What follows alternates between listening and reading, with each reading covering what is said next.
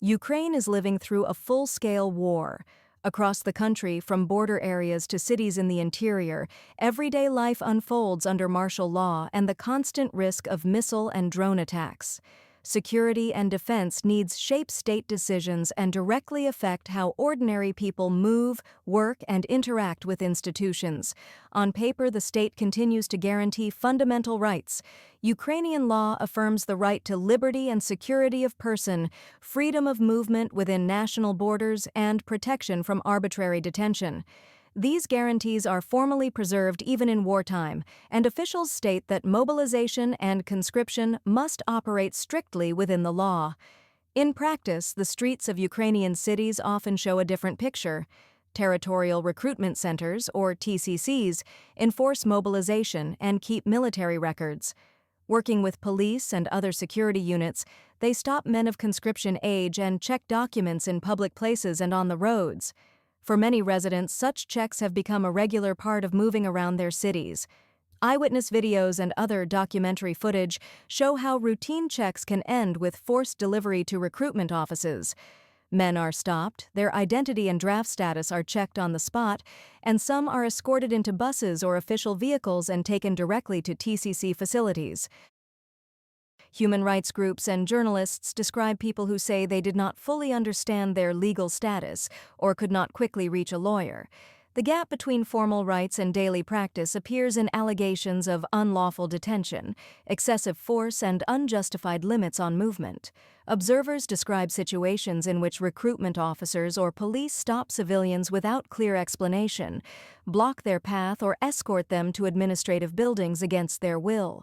In some recordings, pursuit of conscripts includes risky driving, ignoring traffic lights, and the use of unmarked vehicles during detentions on busy streets.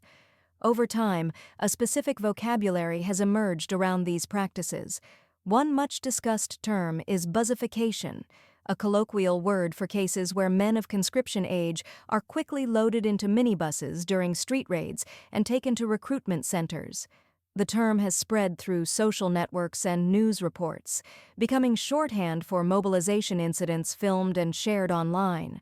At the same time, Ukrainian officials have publicly acknowledged problems in the work of recruitment centers and report receiving significant numbers of complaints from citizens about conscription practices.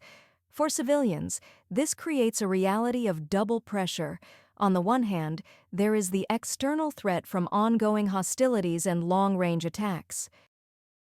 On the other, there is the risk of encounters with their own security structures, where constitutional guarantees are tested in practice during street checks, detentions, and transport to recruitment offices. Documented scenes from phones and security cameras show a recurring pattern of stops, confrontations, and the use of force on the streets of Ukrainian cities, forming an everyday picture of life in a country at war. Да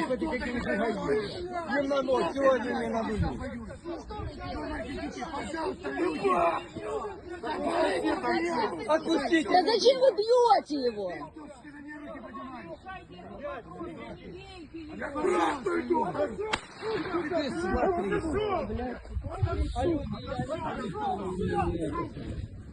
Ты смотри, снимай. А что снимать? Ну, а полицию вызвать? Вызовите полицию. Беги, от твари. Их же вон сколько. Беги. Выдохнуть. А что вы в балаклавах, блядь? До вас доберутся. Ты надет, ты вообще видишь возраст? Ты видишь возраст вообще? Что ты делаешь? А что ты здесь, сука? А я здесь, сука, только 3 месяца. Отвоевал, я пришел, сука, от 8 марта. А у меня одна почка, и что? Что, въебал? Да, этот пидор.